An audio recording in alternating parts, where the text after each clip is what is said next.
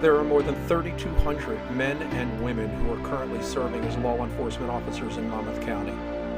They are fathers or mothers, husbands or wives, sons or daughters, brothers or sisters, family, friends, and neighbors. Each of them has decided to put on a uniform and pin on a badge to protect us and keep us from harm. Each of them has a reason for wearing their badge. Each of them has a story to tell. Meet Patrolman Ricardo Cruz of the Middletown Township Police Department. 6 years now. This is my 6th year as a law enforcement officer for this township. Prior to that, I did maritime law enforcement for the United States Coast Guard. I was a boarding officer, served 6 years, 8 full years with the Coast Guard, 2 years were in active reserve, which was a great time, and that's kind of what introduced me into law enforcement. Prior to that, I didn't really have a lot of history with it. Outside of my father was a corrections officer, so I grew up in that lifestyle. But 9/11 had just happened. I was in it's the A school, which is you're kind of learning what you're going to do in your career in the Coast Guard. 9/11 literally just happened while we were in school, and from that point forward, I wanted to do law enforcement. It just changed my outlook on things. Kind of made it a lot more real as opposed to what it used to be. Prior to that day, and I wanted to change communities, and I wanted to be make an impact on lives.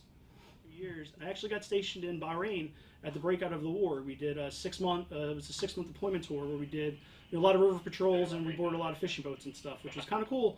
It's a whole other world out there in the water compared to what it is here. A stint as a law enforcement officer in the Coast Guard doesn't always mean a job as a police officer is sitting and waiting for you. There are lessons to learn, experiences to experience. Was after I got out of the Coast Guard, I joined I worked at a group home. When I got out of the military, my mom was a teacher, and one of her students, her mom ran a group home for CPC, which is actually from Middletown, and it was a girls' residence, and she had heard I was getting out of the military, and they were looking for more positive role models to work with the females at the house.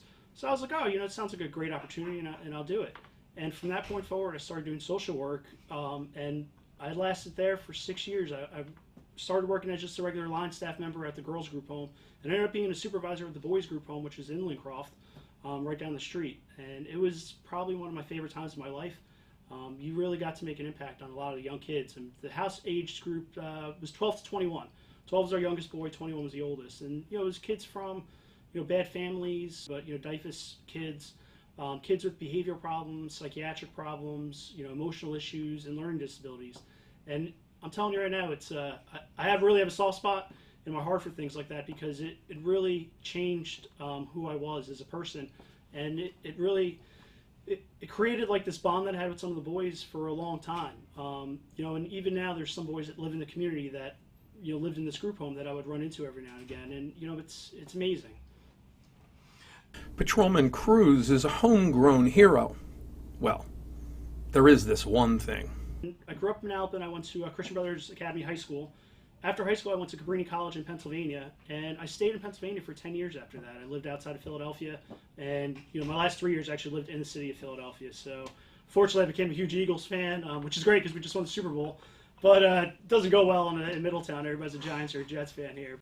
To a police officer, good or bad, the community matters. Differently, a lot of my days here are great. We come to work, you make an immediate impact right away. I mean, whether it's on a traffic stop where you're just giving somebody, hey, you got to put your cell phone down when you're driving, you almost cause an accident, or, you have a brake light out, and, you can tell the person's a little hard on life right now, and, you have that time where you don't write them a ticket, you just give them the warning, and, they're very grateful and thankful for things like that. And then you have those moments where, little kids are selling, lemonade on the side of the road. It's summertime, so now that starts happening. Little side street kids start selling it. You get out of your car for a minute and you just buy, a glass of lemonade, and they're the happiest kids in the world. What's funny is when I first started, these girls were on Church Street were selling bracelets and lemonade, and I actually bought one of the bracelets from them, and I still have it. It's actually in my patrol bag. I don't remember. I don't know what the girl's name was. I don't remember.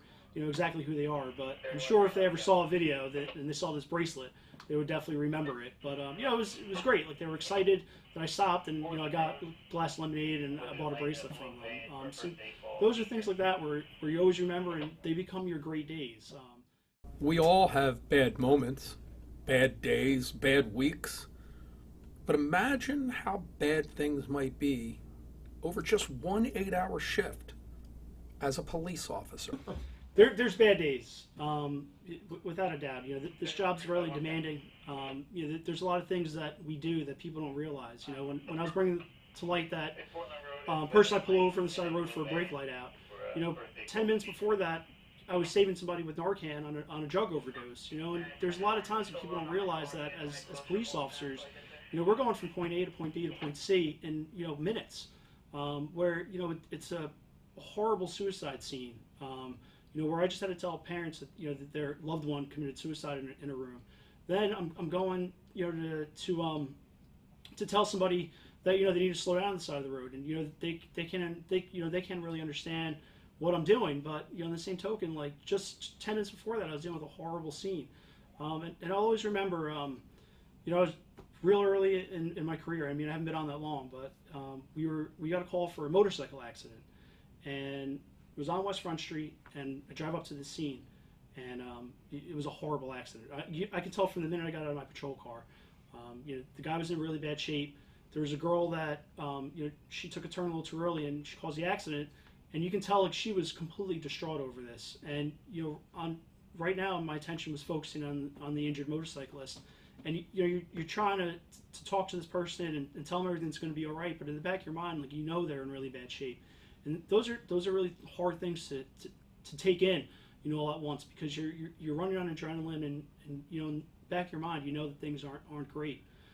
Those are the tough days. And I also remember 2 years ago, literally right a week or two before Christmas, I went to a suicide scene, and a husband hung himself in the furnace room downstairs.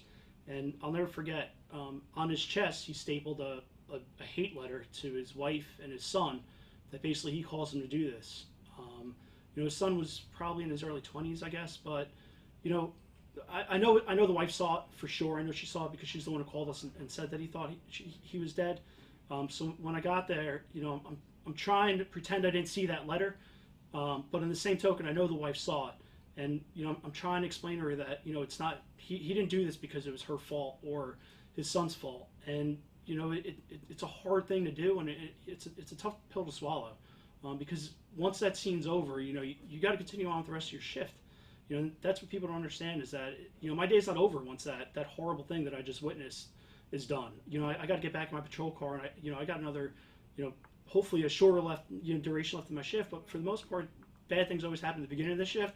So you got another 9 hours left that you're dealing with what you just saw, as well as dealing with regular calls for first aid, and missing children, and traffic stops, and alarm calls, and people who are calling because somebody shoveled snow onto their sidewalk. So there's a lot of different things that we kind of juggle around, and a lot of people don't realize that, but it's tough. And as police officers hit the streets for every shift, uncertainty is a common denominator. The sad thing is we live in a society right now where I feel like things are, what's negative is trending. And that's the sad part about it, and that's the unfortunate side, because that's not what's right. That there are horrible stories that happen with law enforcement officers, but there are far more amazing ones that happen on an everyday basis. I don't even know how many cops are worldwide or nationwide, and how many calls of service we'd have as police officers nationwide. But if you take those statistics to the negative ones, I'm sure that the positive ones will definitely outweigh the negative. It doesn't impact me because I know who I am as a person, and I have a job to do, and I took an oath when I graduated the academy, and I took an oath when I got sworn in here in Middletown Police Department. And kind of like a friend of mine said in the Coast Guard, you're like the American flag as a police officer. You have that red, white, and blue, and those stars and stripes, and those colors can never fade. And as a cop, you have to take that to heart. The moment that those colors start to fade, you might need to think about hanging it up, because as a flag, you stand as a beacon of light to everybody else. And as a police officer, I feel like we do. And that's what makes it tough, is that you have to come in and you have to combat people who don't want us to be there, people who are going to lie to us on a regular basis.